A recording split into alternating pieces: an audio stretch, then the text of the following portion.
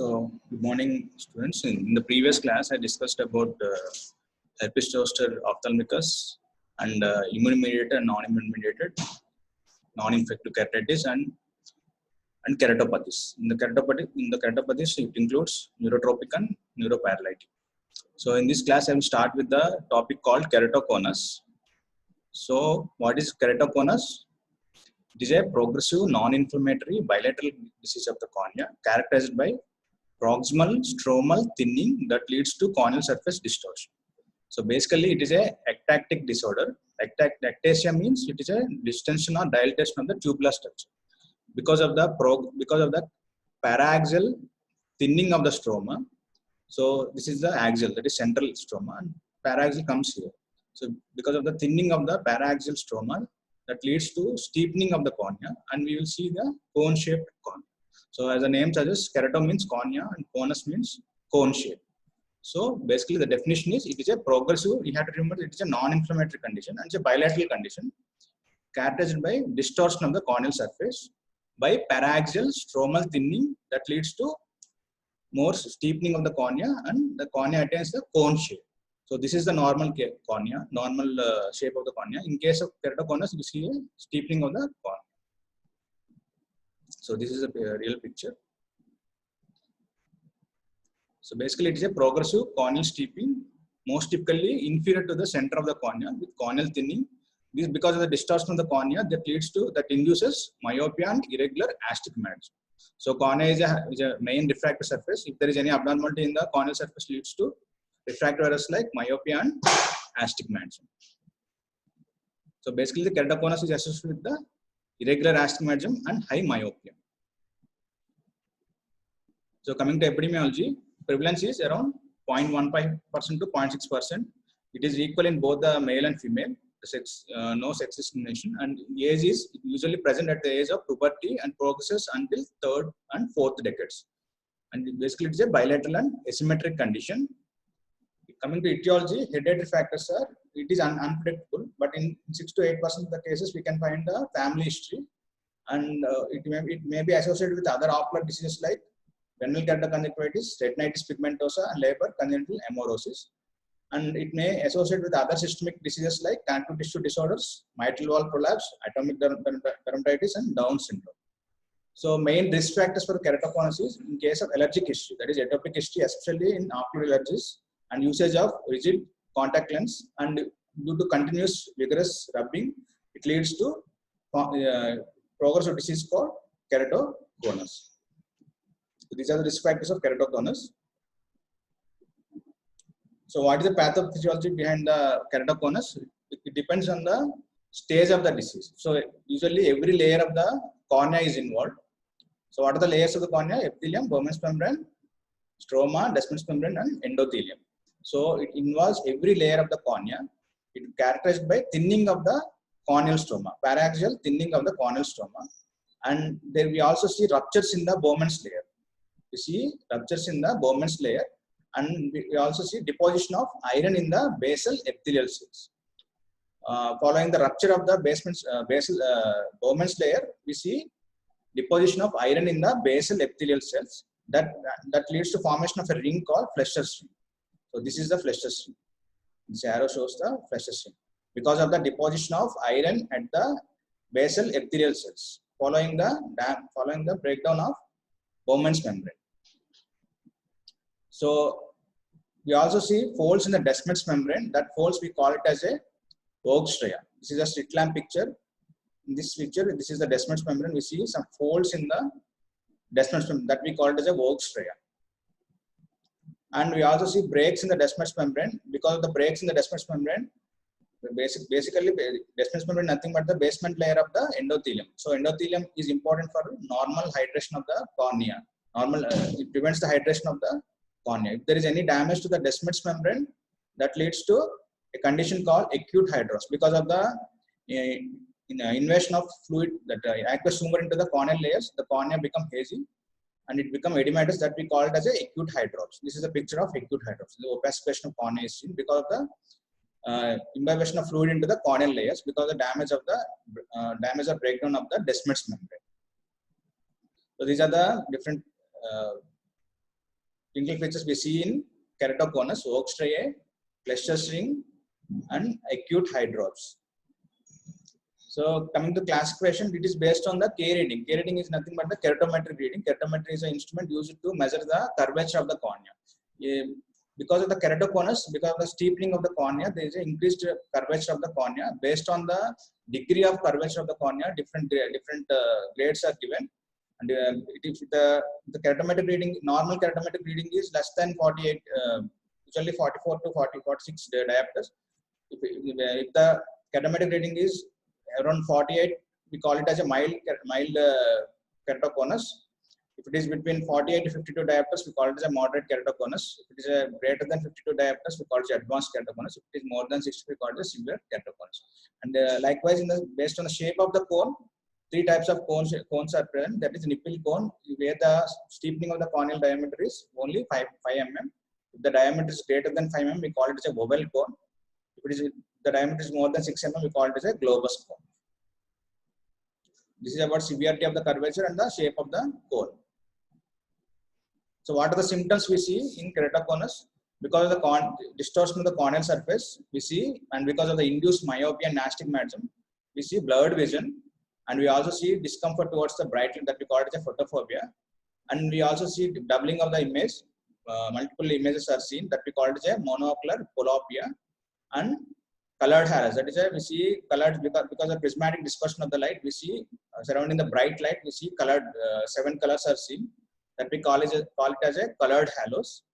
And patient presents with a frequent eyeglass change. Because of the continuous distortion of the corneal surface, the eye power continuously changes, and patient comes for a repeated change of glasses. And visual acuity, even after complete correction of the correction with the lenses, the visual acuity do not reach the 6/6 normal 6/6 level. So these are the symptoms of the keratoconus. So blurred vision because of the induced myopia and astigmatism, photophobia, monocular polyopia, that is multiple images, and colored halos because of prismatic dispersion of light, and because frequent change of glasses because of the induced irregular astigmatism, and visual acuity do not reach the normal level of 6/6 even after complete correction with the glasses. So what are the different signs we see in keratoconus? External signs are, first one is Munson's sign. So what is Munson's sign? Because of this, in case of severe and moderate keratoconus, if you ask the patient to look down, and if you observe the shape of the lower eyelid, the patient will have the V-shaped profile. So this is a V-shaped because of the severe steepening of the cornea. The eyelid will have the V-shaped profile. That V-shaped profile, this sign we call it as a Munson's sign. So when the patient is asked to look down towards the floor, a V-shaped profile of the lower lid margin can be seen. This is mainly seen in moderate to severe cases. This sign we call it as a Munson's sign. Next sign is Rigidi's sign. This sign is appearance of light reflex on the nasal side of the cornea because of the reflection from the steepened cornea. So if we throw a light from the temporal side, from the through this in this position, and we observe a reflex at the nasal side of the cornea on the sclera because of the reflex from the steepened cornea, that we call it as a Rigidi's sign. So we see a reflex on the nasal side by throwing light from the temporal side of the cornea. So this sign is observed by seeing a light on the nasal anterior sclera when the light is directed into the cornea from the temporal direction. That sign we call it as a Rigidi's sign. These signs you have to remember. And I discussed earlier with the help of slit lamp, these are the findings we see. That is Oak striae. Oak striae is the first sign. It is seen in 65% of cases. It is nothing but because of the folds, because of the thinning of the stroma, we observe a folds on the Descemet's membrane, that we call it as a Oak striae. This is the Oak striae, folds on the Descemet's membrane. And Fleischer's ring because of the deposition of iron at the subepithelial surface, basal epithelial cells, that we call it as a Fleischer's ring. And we see stromal thinning, and we also see stromal scars because of the accumulation of because of damage of the Descemet's membrane. We see there is a hydration of the cornea that is observed as a scars, that we call it as stromal scars. So this is the Fleischer's ring, Oak striae, stromal scars, and there are also, because of thinning of the stroma, we observe enlarged corneal nerves These are the enlarged corneal nerves. This picture shows the enlarged corneal nerves. And this is a stromal thinning. This is a slit lamp, slit light from the slit lamp microscope. And if you observe the central and paracentral part, there is a thinning of the slit. Because of the steepening of the cornea, there is a thinning of the corneal slit is seen here. And this picture shows the enlarged corneal nerves. This is a picture of acute hydrops because of the breakage of the Descemet's membrane and damage to the endothelium. There is a hydration of the transparent cornea that leads to opacification. That is a acute hydrops. So these are the different signs we see seen by slit lamp biomicroscope. So with the help of retroillumination sciencer, that is there's an instrument called retinoscope. By that that is an objective method of assessing the refractive state of the eye. So in that instrument, we throw a light through the pupil and we observe the reflected light from the retina. So that in case of keratoconus, we see a scissoring reflex. Normally we see a straight reflex, but in case of keratoconus, we see a scissoring reflex because of the distortion of the cornea. The reflected light from the retina is seen as a scissors. That we call it as a scissoring reflex.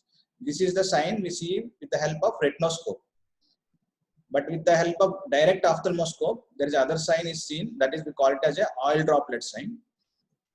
So this is the oil droplet sign. That is nothing but the dark reflex is seen in the area of the cone on observation of the cornea with dilated pupil using distant direct ophthalmoscope. Wherever the cone-shaped cornea is there, behind that cone-shaped cornea, on the pupillary area, we see a dark circle is seen, like a oil droplet. That sign we call it as a Chorlak's or oil droplet sign. So oil droplet sign is seen in direct ophthalmoscope. Scissoring reflex is seen with the help of retinoscope. And with the help of keratometry, with the keratoscope, normally we see in the normal eyes we see a circular mites, but in case of keratoconus we see a egg-shaped mites. So what is how we diagnose the keratoconus? First one is we have to carefully do the refraction. By that we will get a reading of irregular astigmatism. And by slit lamp examination, these are the signs we see in slit lamp examination. And objective method of diagnosing the keratoconus is with the help of keratometry. With the keratometry, we see a steep, high reading that is more than 48 diopters. That is and the corneal curvature is very much high, and the readings are normally more than 48 diopters. And we see irregular astigmatism because of the distortion of the cornea. And there is a separate instrument called corneal topography. It is like a CT scan which helps, which assess the shape of the cornea. With the help of corneal topography, we can check the thickness of the cornea and shape of the cornea. In this picture, this is the normal picture of the corneal topography. Whereas in case of keratoconus, there is a steepening of this red part indicates the steepening of the cornea and thinning of the cornea, corneal stroma. So here we see the steepening, and green and light green colors are normal. Whereas if there is any red color is shown in the corneal topography film, that indicates that there is a steepening or thinning of the corneal thickness. So this is about diagnosis of the keratoconus. So treatment, first we have to correct the refractive error. Then other options is contact lenses. We have to use rigid gas permeable contact lenses or special type of contact lenses called Rosquet lens. This helps in preventing the thinning of the cornea and also prevents the more steepening of the cornea. So other surgical approaches are using intrastromal corneal rings. Here we use some intrastromal corneal ring. These are the rings. We put in the corneal layers. We put them in the corneal layers. Thereby, this provides central and peripheral flattening and preserve the shape of the cornea. These are the intrastromal corneal rings. And next option is C3R treatment. In this C3R treatment, first we instill anesthetic drops and we scrape off the epithelium.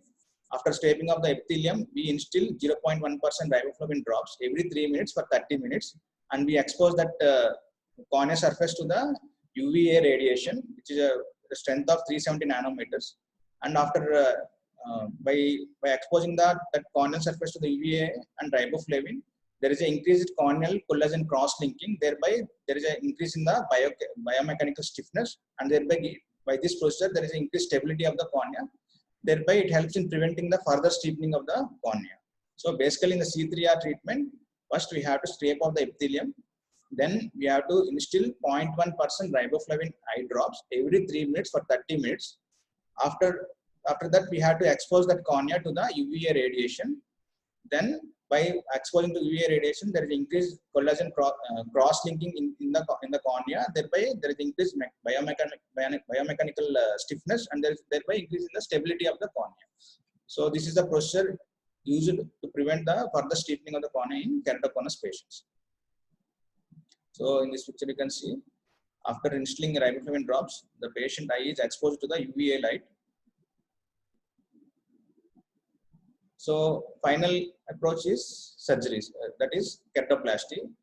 Normally, if there is a acute hydrops where we see complete opacification of the cornea. In such cases, we have to go for a penetrating keratoplasty. If there is only superficial layers are involved, then we have to go for a lamellar keratoplasty, a deep lamellar keratoplasty. So this is about treatment of the keratoconus. So basically, it is a asymmetrical bilateral condition characterized by paraxial stromal thinning. So thereby increasing the steepening or increasing there is a appearance of cone-shaped cornea. So the treatment approach is by we have to improve the collagen cross-linking and thereby increasing the stability, and thereby we can prevent the further steepening of the cornea. If there is in final stages, only option is corneal transplantation. That is by with the help of penetrating keratoplasty or lamellar keratoplasty. So these signs you have to remember, that is Munson sign and Ricciuti sign. In slit lamp findings, these are the things we observe. That is pressure string, stromal thinning, stromal scars, enlarged corneal nerves, and acute hydrops. If the patient reaches the stage of acute hydrops, the only option is surgery. That is with the help of penetrating keratoplasty or deep lamellar keratoplasty.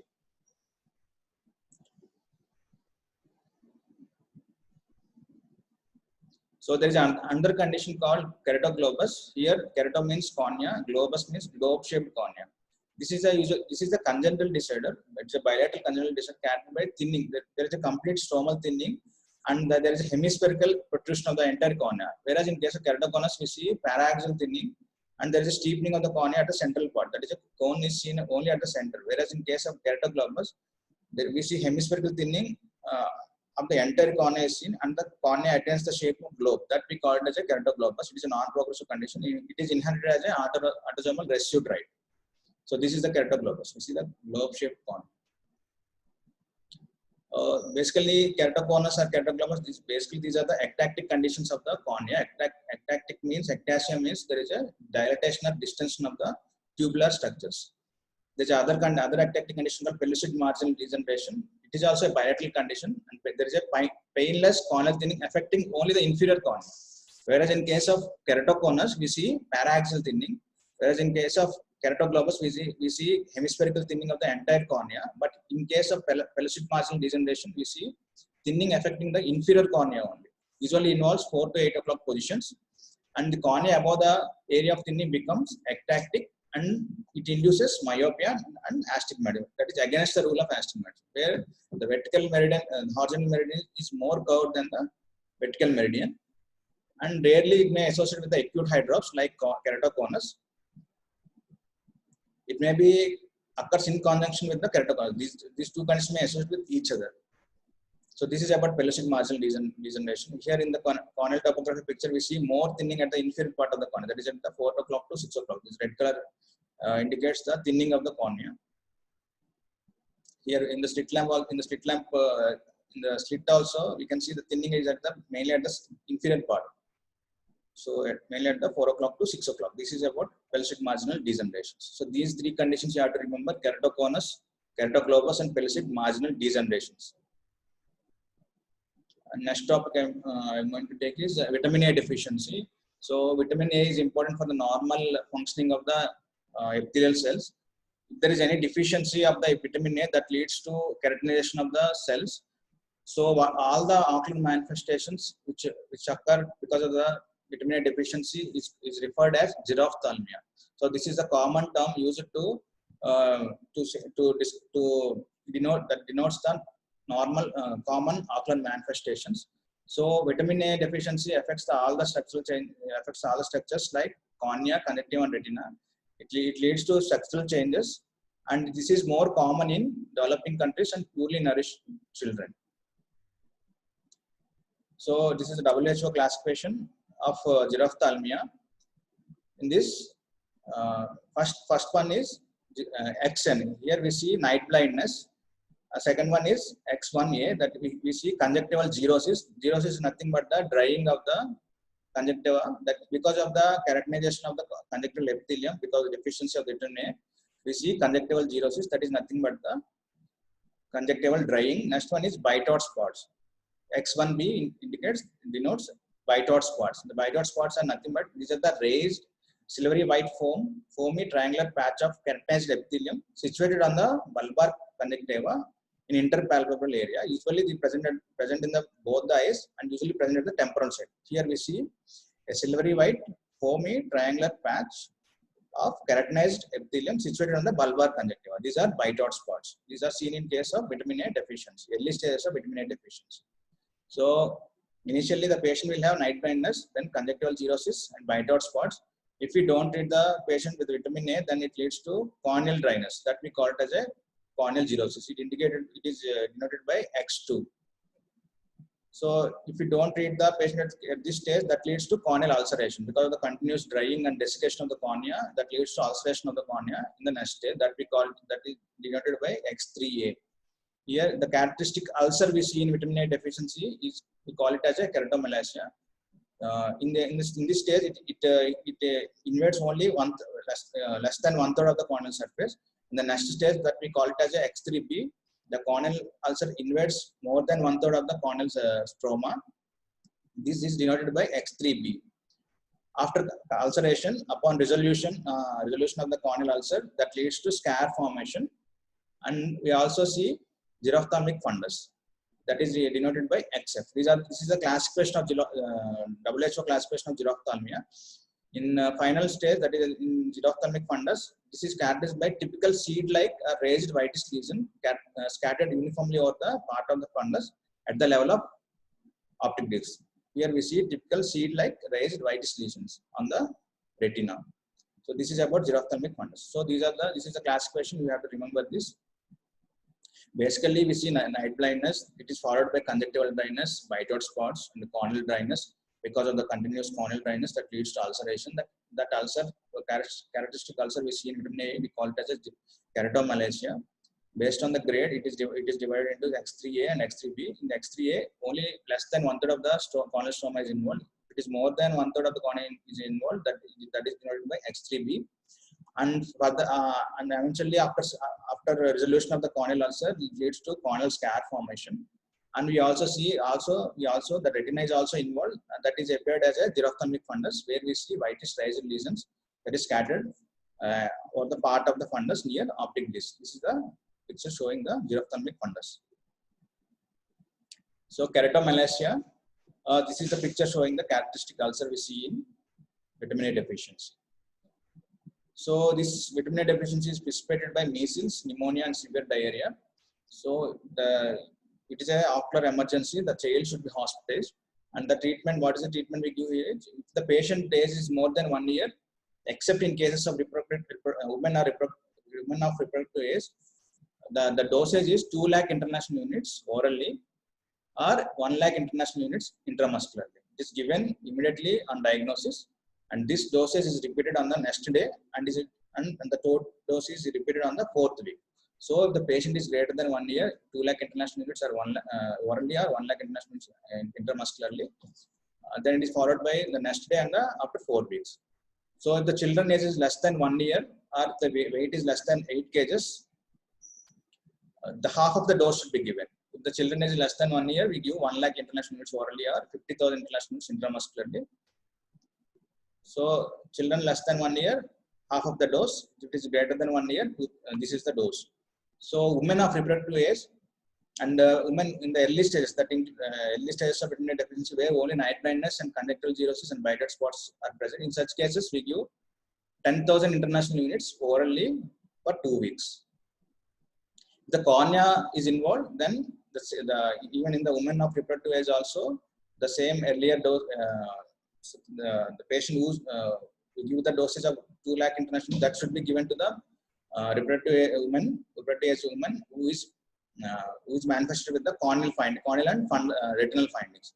The only conjunctiva is involved, up to conjunctiva is involved, then we give 10,000 international units orally every day.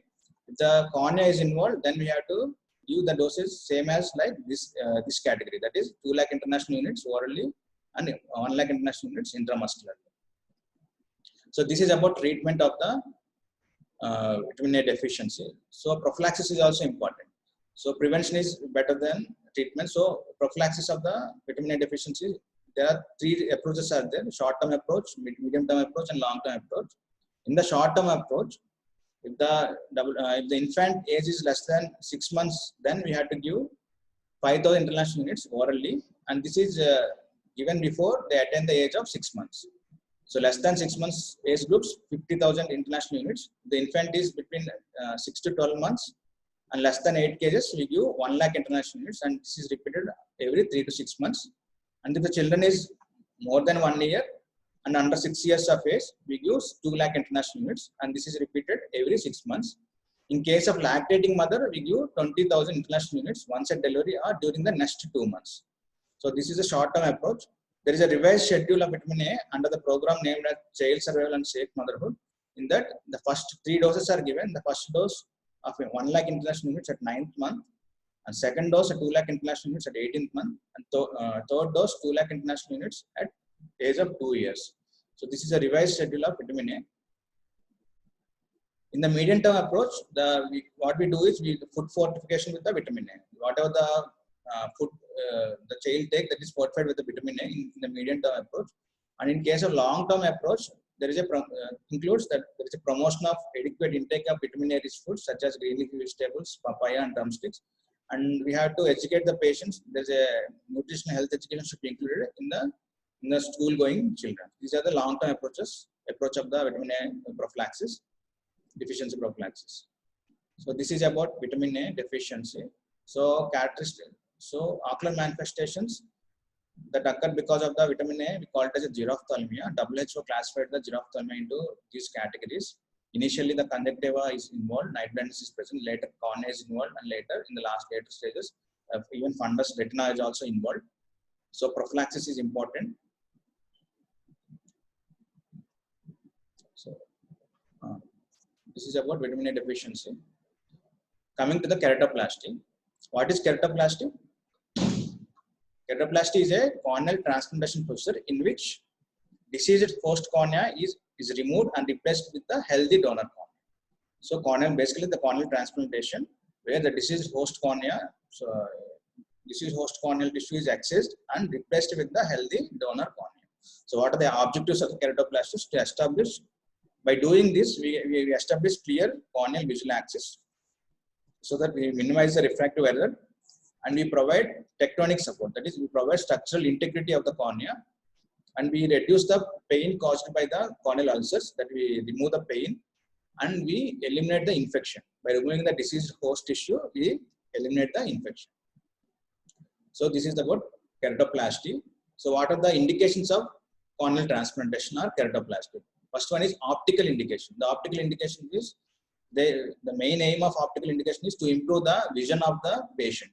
So in certain diseases like corneal scars, corneal dystrophies, degenerations, and corneal opacities, corneal ulcers, and in severe cases of keratoconus, we see loss of transparency of the cornea, so that the vision will decrease. So optical indications, the main aim of optical is to improve the visual outcome of the patient. And these are the diseases where we do. These are the optical indications of the cornea with degenerations or dystrophies or corneal keratoconus or corneal opacities. In these cases, is one of the indications for the keratoplasty. So next one is tectonic or reconstructive indications. The tectonic indication is the main aim of the tectonic indication is to improve the structural integrity of the eyeball. So in this, we restore the altered corneal structure caused by the corneal perforation or thinning. And the tectonic penetrating keratoplasty also improves the visual outcome, and there is an option for the future optical graft. So aim of tectonic indications is to improve the structural integrity of the cornea. And therapeutic indication, the main aim of therapeutic indication is to remove the infection from the host tissue. So that by tissue substitution, we remove the corneal disease. And in cases of non-healing corneal ulcers and also to remove the pain of the patient caused by the corneal edema. So therapeutic indication includes to remove the infection from the host tissue. And cosmetic indication, the main aim of cosmetic indication to improve the appearance of the cornea. If there is any corneal scars, peripheral corneal scars where there is a vision loss, vision will be normal, but there is the appearance of the cornea doesn't look good. In such cases, the cosmetic indications are one of the indications for the keratoplasty. So optical indication, tectonic indication, therapeutic indication, and cosmetic indication. These are the indications for keratoplasty. In case of corneal ulcer, by doing keratoplasty, we can remove the infection or we can reduce the pain of the patient. So what are the contraindications of the keratoplasty? In case of severe dry eyes and in case of active infection, that is blepharitis, in case of lid diseases like ectropion and entropion, and in case of recurrent ocular infections, it is the keratoplasty is contraindicated. In case of connective tissue disorders like SLE and Wegener's granulomatous, there is a continuous melting of the cornea. In such cases, we don't indicate keratoplasty. And in case of active herpetic infection, and in case of uveitis and uncontrolled glaucoma, the keratoplasty is not indicated. These are the contraindications for the keratoplasty. So what are the different types of keratoplasty? Based on the amount of thickness of the cornea transplanted, it is two types, that is penetrating keratoplasty and lamellar keratoplasty. In penetrating keratoplasty, in this picture, you can see the entire corneal tissue is replaced with the donor cornea. This picture, this is the penetrating keratoplasty. The whole of the cornea is replaced with the donor tissue. And this is the lamellar keratoplasty, where some part of the cornea is replaced with the donor tissue. It may be anterior lamellar or deep lamellar or posterior lamellar. Anterior lamellar includes the superficial and deep stroma, and posterior lamellar includes Descemet's membrane and endothelium. Examples of anterior lamellar are superficial anterior lamellar keratoplasty and deep lamellar keratoplasty. Examples of posterior lamellar keratoplasty is Descemet's stripping endothelial keratoplasty, Descemet's membrane endothelial keratoplasty, Descemet's stripping automated endothelial keratoplasty. So only if you check only the Descemet's membrane and the endothelium is replaced with the donor tissue, that come under posterior lamellar keratoplasty. The superficial and deep stroma is replaced, that come under anterior lamellar keratoplasty. So these are the different types of keratoplasty. So this is in case this is the corneal dystrophy. In this is a post-op picture of the lamellar keratoplasty, anterior lamellar keratoplasty. So here, this is also poster picture of the anterior lamellar keratoplasty. So what are the contraindications for the donation of the corneal tissue? So from the death of the donor is unknown, cause of death of the donor is unknown. In such cases, it is a contraindicated for the donation of the cornea. And in case of certain systemic infections like HIV, viral hepatitis, syphilis, congenital rubella, tuberculosis, and septicemia, malaria, these diseases is also the patient who is donating the cornea. If the patient have these diseases, then it is a contraindicated to take the tissue from that patient. And in case of high risk behavior of HIV and hepatitis, and in case of infectious disease of the CNS, in such patients also we do not take the corneal tissue. And if the recipient of if the dead patient is already recipient of organ transplantation, in such case also we don't take that cornea. And if the patient died with the hematological malignancies, is also a contraindication for the corneal for taking the donor tissue. And in case of ocular diseases such as inflammation and malignancies like retinoblastoma and previous corneal refractive surgeries, these are the contraindications for collecting the donor corneal tissue. So coming to the penetrating keratoplasty, here the full thickness of the deceased cornea is replaced with the healthy donor cornea. So indication series, pathology involving the whole cornea and full thickness scars in case of perforation of the cornea, in case of herpetic scars, and vascularized stars, and in case of keratoconus. These are the indications for the penetrating keratoplasty, where the complete diseased cornea is replaced with the donor cornea. So preoperative evaluation, first you have to evaluate the visual potential, visual outcome after the surgery, and we have to check for the ocular surface abnormalities like inflammations, and we have to check the intraocular pressure, and we have to see for any corneal vascularization, and in case of adherent leukomas. Adherent leukoma is adhesion of iris to the opacified cornea. So leukoma is where there is the opacification involves more than 2/3 of the stroma. Adherent means because of the adherence of iris to that opacity, because of the adherence of iris to the corneal opacity, that we call it adherent leukoma. In case of peripheral corneal thinning, we have to check whether there is any thinning of the peripheral cornea, and we have to check the status of the lens, whether there is any cataract is present or not. In case of, we have to check any vitreous also. For any vitreal degenerations, we have to check the status of the retina, and we have to check any optic nerve pathologies. So preoperative evaluation is important before keratoplasty. So how we collect the donor corneal tissue by procedure called trephination. There is a special instrument called trephine. It has a sharp border on the one side. This is a circular instrument which is used to make a circular incision over the cornea. So with the help of trephination, the donor eye tissue can be collected. It is important that the donor eye should be removed as early as possible, preferably within 6 hours of the death. And the recommended that the donor corneal button be cut before the recipient cornea.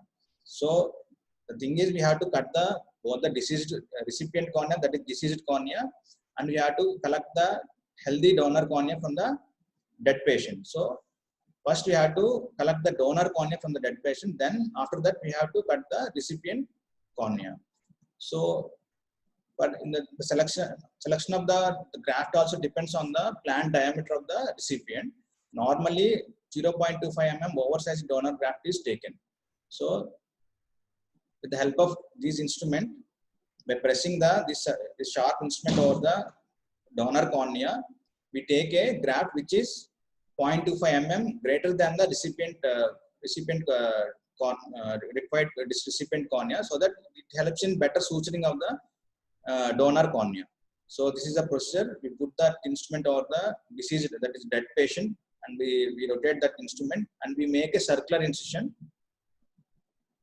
So this is a trephine. We put this instrument over the deceased patient, and we rotate this trephine, and thereby 80% of this is the sharp edges of the trephine.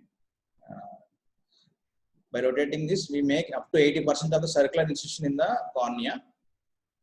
After making the 80% circular incision, we cut the cornea with the help of corneal scissors. These are the scissors. By this, we cut the cornea of the donor. Or else we can take the corneosteral ring.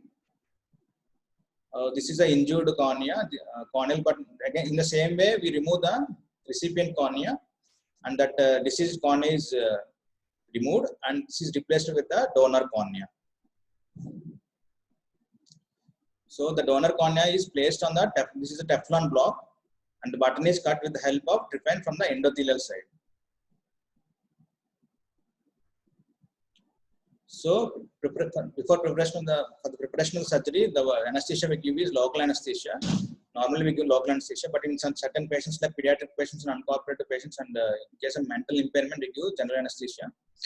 Dressing and draping should be done, and we expose the surgical part, and by inserting the speculum, and we fixate the globe. So how we suture the donor cornea? First we have to place the donor cornea on the recipient, and the anterior chamber of the recipient is filled with the viscoelastic substance. This is a gel-like substance which helps in preventing the damage of the endothelium. The donor cornea is brought into the field of microscope with the help of graft holder. It is kept at the inferior limbus. This is the donor cornea. Kept at the inferior limbus of the recipient and dashed with the forceps and brought to the superior edge. Then it's brought to superior edge, and then sutured to recipient cornea with the help of 10-0 nylon sutures. First, it is essential to put the 4 cardinal sutures. These are the 4 cardinal sutures. First, the first suture is kept at 12 o'clock position, and second is at the 6 o'clock, and third one is at the 3 o'clock, and fourth one is at the 4 o'clock. These we call it as a cardinal sutures. First we have to suture at 12 o'clock, then followed by 6 o'clock, then 3 o'clock and 9 o'clock. The full thickness suture is avoided to minimize damage to the endothelium and prevent the leakage of the aqueous. Total of 16 sutures are usually placed for a 8 mm diameter graft. So this is a post-op picture after completion of the suturing. Usually you put 16 sutures. The graft size is around 8 mm. We put 16 sutures. It may be interrupted sutures or continuous running sutures. So what is the post-operative care? Intraoperatively, we give subconjunctival corticosteroids and antibiotics, and patching is done for 24 hours. In the first post-operative day, first we assess the visual acuity of the patient, and we have to assess the degree of pain, and we had thorough slit lamp examination is done. So what is the medication we give after keratoplasty? We give antibiotics, steroids, and we have to reduce the intraocular pressure. We prescribe anti-glaucoma drugs and cycloplegics and lubricants. So follow-up is done every week for up to 1 month. Then every second week, every 2 weeks for 2 months. Then after third month to 12 months, every month follow-up is required. And after 1 year, every 2 to 4 months is required until the sutures are removed. Normally, spectacles are prescribed after 24 months. This is the schedule of follow-up for the patient of penetrating keratoplasty. So donor tissue evaluation. So we have to grossly evaluate the donor tissue with the help of prostate by we have to observe whether there is any drying of the donor tissue is present or not, very erosions are present or not, corneal haze is present or not. And we have to check for the conjunctivitis and discharge from the deceased patient. And we have to also check for the congenital abnormalities. In the slit lamp, we can observe the faint scars, erosions of the donor tissue, and we have to assess whether there is any stromal edema is present or not, or whether there is any thick infiltration is present or not. So, and we also assess the status of the endothelial cells with the help of specular microscope. Normal cutoff endothelial cell density is 1500 to 2200 millimeters square. If the endothelial cell count is less than 1500, it is not a good graft. And we have to do the microbiological evaluation by culture and from the conjunctival swab.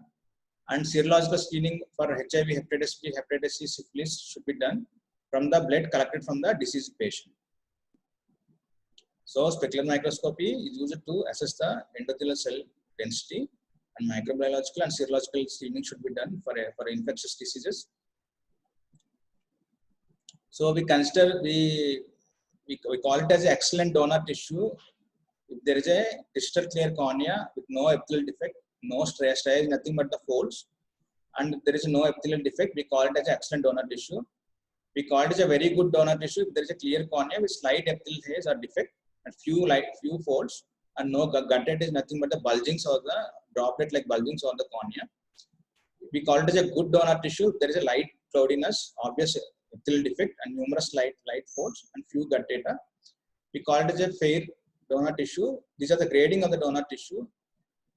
In case of moderate cloudiness, rough epithelium, and numerous dense folds and moderate gut data.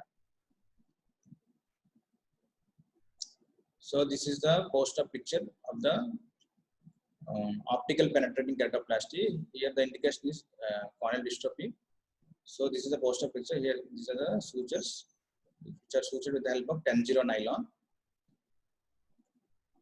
This is a post-op keratoconus, 3 months post-op picture showing the sutures. This is a corneal ulcer. Here the indication is therapeutic penetrating keratoplasty. So by doing the penetrating keratoplasty, we remove the infective source, and we also remove the pain from the patient. This is a perforated corneal ulcer, a post-op picture. So how we retrieve the surgical donor tissue? By enucleation, that is, we completely remove the eyeball, or by in-situ excision, or by corneosteral rim sectioning. This can be performed at the operation theatre, mortuary, or in hospital room or funeral room. So tissue retrieval is by enucleation, surgical removal. In the enucleation, the entire eyeball is removed, or by in situ corneal scleral rim excision, or by excision, corneal excision, where the globe is retained in the orbit. So this is the procedure of enucleation, where we cut the all the muscles, and then we cut the optic nerve, and we put this collected eyeball into the moist chambers storage. So what is eye bank? It is a non-profit community organization which deals with the collection, storage, and distribution of the cornea for the purpose of corneal grafting, research, and supply of the eye tissues for various purposes. So eye banks, the main function of the eye bank is it helps in tissue harvesting, tissue evolution, tissue preservation, tissue distribution, and public awareness of the eye donation and research. So these are the functions of the eye bank. Coming to the storage of the donor tissue, there are 3 different methods of storage are there: short-term method, intermediate-term method, and long-term method. In the short-term method, moist chamber technique is used, where the globe is preserved at 4 degrees centigrade with saline humidification for up to 48 hours. So this is a short-term method where we can store the donor tissue for 2 days. The main advantage of this method is it is simple, cheap method, and easy that the donor tissue can be easily transportable and requires minimum manipulation. So this is about short-term method of storage of donor tissue, where moist chamber technique is used. Next one is intermediate term method, where the different mediums are used. The first one is McGarry-Kaufman medium, where we can preserve the cornea for up to 4 days at 4 degrees centigrade. Then other medium is chondroitin sulfate enriched medium. In this, the examples are Dexol medium and K-Sol medium. In the Dexol medium, we can store the donor tissue for 10 days. In K-Sol medium, we can store the donor tissue for 7 days. These mediums are enriched with the chondroitin sulfate. The other medium where the main consists of dextran as well as chondroitin sulfate, which enhances the corneal dehydration during storage. And by this Optisol medium, we can store the cornea for about 14 days. These all come under intermediate term method of storage. Then long-term method, the first one is organ culture method. By this organ culture method, we can store the cornea for 35 days. Next one is cryopreservative methods. In this, the cornea can be preserved for indefinite time. The corneal scleral ring is removed from the eyeball and is stored at minus 160 degrees centigrade for indefinite time. So while storing and shipping the cornea, endothelium must be kept upright so that we not prevent the damage to the endothelium. The endothelium should be kept upright during the storing and during the transportation of the cornea.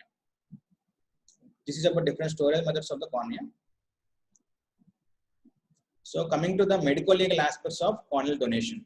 So ethics for the eye bank. First one is cornea or eyeball should not be removed during life. So we should not take the cornea from the live patient.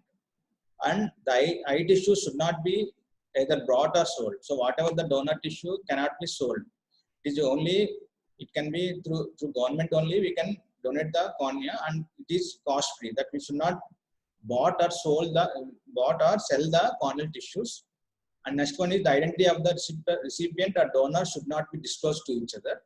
But the donor party may be informed that the tissue is used for the surgery. So the identity of the recipient should not be told to the donor, and in vice versa. And but the donor party can be informed about whether the tissue is used for the surgery or not. So the eye tissue, next one is the eye tissue should not be distributed with discrimination based on caste, creed, and color or nationality. Next one is the tissue should always be exchanged freely between the eye banks. The donor identity should be revealed to the surgeon.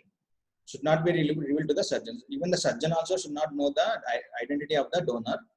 The eye tissue should be distributed only to the qualified eye surgeon or ophthalmologist. The contraindicated corneal tissue should not be used for transplantation.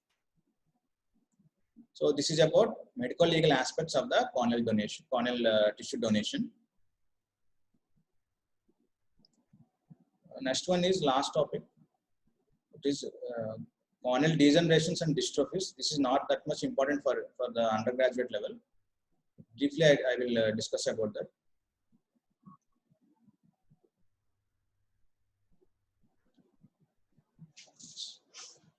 Corneal degenerations and corneal dystrophies. Basically, any degenerative condition it is because of the aging process. Usually, the corneal degenerations are unilateral asymmetrical, and they are usually they are unilateral conditions, and there is no role of hereditary in these corneal degenerations. Basically, the corneal degenerations are acquired opacifying disorders. There are different types of corneal degenerations are there. The most common examples of corneal degenerations are arcus cinealis. Any degeneration occurs because of the aging process. First one is arcus cinealis. Because of the aging, there is a damage to the tissue cells, and that leads to opacifications. So first one is arcus cinealis. It is most common corneal degeneration. It occurs in the peripheral cornea due to infiltration of the lipids. As the age progresses, there is an infiltration of lipids in the peripheral cornea, and this is the picture showing the arcus cinealis. It is more common in the old age groups. Next one is lipid keratopathy. This is primary is rare, but it appears as a white stromal deposits of cholesterol fats and phospholipids. We don't see any vascularization in this, and it is secondary. Secondary is more common and associated with vascularization. This is about lipid keratopathy. Next one is band-shaped keratopathy. Here, it's a common condition characterized by because of deposition of calcium salts in the Bowman's layer and epithelial basement membrane and angiostoma. We see band-shaped. This is a picture showing band-shaped keratopathy. Next one is spheroid degeneration. It's also known as climatic droplet keratopathies. We see amber-colored granules are deposited on the superficial stroma. Next one is Salzmann nodular degenerations. These occur secondary to the chronic keratitis, especially in trachoma patients. Here we see grayish-white nodular opacities that are deposited on the superficial stroma. These are some of the examples of corneal degenerations. What you have to remember is any degenerative condition occurs because of the aging. Maybe macular degeneration or corneal degeneration, even the lens. Cataract is also one type of degeneration of lens fibers. These all come under aging process. And usually they are unilateral and they are asymmetrical. If they are bilateral, they are asymmetrical, and there is no role of any genetics or hereditary in this corneal degeneration. Whereas coming to the corneal dystrophies are a group of genetic, often progressive eye disorders in which abnormal material often accumulates in the transparent layer of the cornea. So here, corneal dystrophies are complete. Definitely, there is an involvement of genes here. They are congenital and hereditary disorders. Usually, they are bilateral and symmetrical. So different types of corneal dystrophies are there. On basis of their microscopic and histopathological features, they are classified into anterior dystrophies, stromal dystrophies, and posterior dystrophies. In the anterior dystrophies, the examples are epithelial basement membrane dystrophy, Reese-Buckler dystrophy, and recurrent corneal erosion syndrome. In stromal dystrophies, examples are granular dystrophy, lattice dystrophy, and macular dystrophy. And in posterior dystrophies, examples are Fuchs endothelial dystrophy and hereditary endothelial dystrophy. So by this, I am completing the topic of cornea.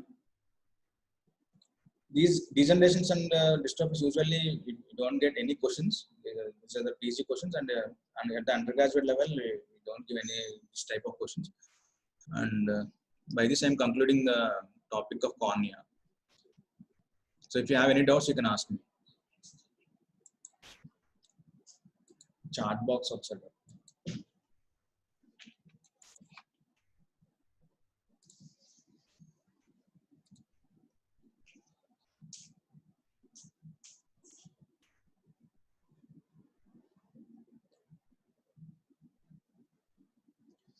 From next class, Dr. Anusha will take the topic of uvea. From tomorrow, the topic is uvea.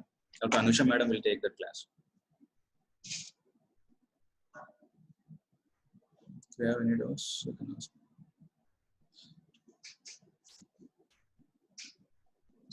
Can a person with a refractive error pledge to cornea? I did not understand your question.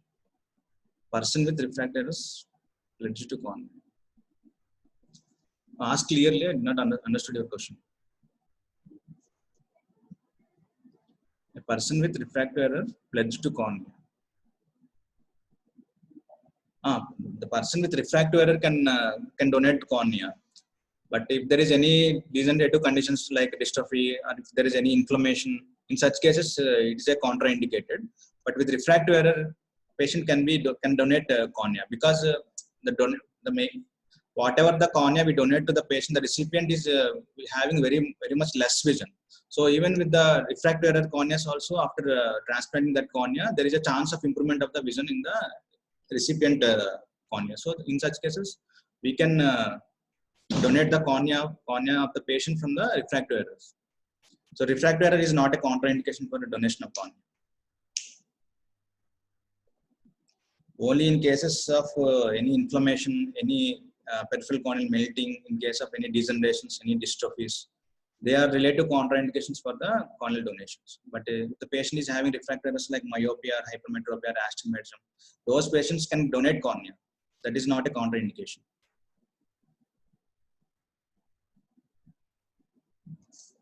Any doubts?